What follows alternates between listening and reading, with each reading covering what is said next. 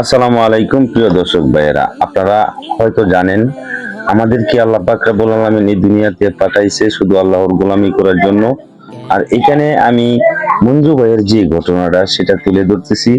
উনি বাইক অ্যাক্সিডেন্টে মৃত্যুবরণ করেছেন। সবাই মঞ্জু ভাইয়ের জন্য দোয়া করবেন। আর মঞ্জু ভাইকে আমরা দাফন করি কবরের পাশেই।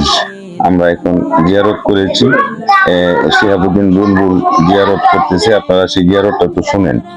নামে ফেলিয়া আল্লাহুম্মা আমিন। আল্লাহ তাআলা রব্বুল আলামিন তোমার এক বান্দারে দুনিয়ার জিন্দেগি শেষ করিয়া পরকালের জিন্দেগি আজকে থেকে শুরু হয়ে গেছে।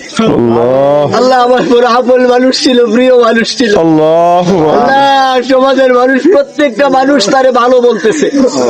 আল্লাহ তোমার বান্দার তামাম জীবনের গান আল্লাহ খাতা খুসুরিয়ত গুলা গুনাহ গুলা ক্ষমা করিয়া আল্লাহ তোমার বান্দার কবরটারে তুমি জান্নাত বানায়া দাও। আল্লাহ সন্তানরা আর বাবা ডাকার মতো আর কেউ রইল না।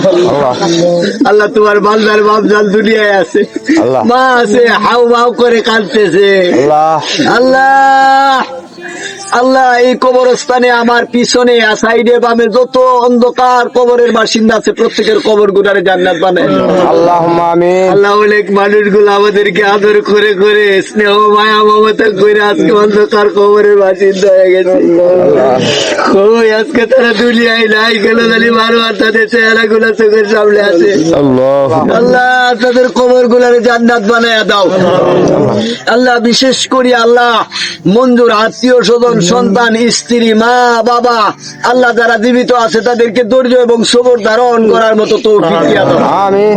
রব্বানা তাকাব্বাল মিন্না ওয়া হাক্কা লা ইলাহা ইল্লাল্লাহু মুহাম্মাদুর রাসূলুল্লাহ।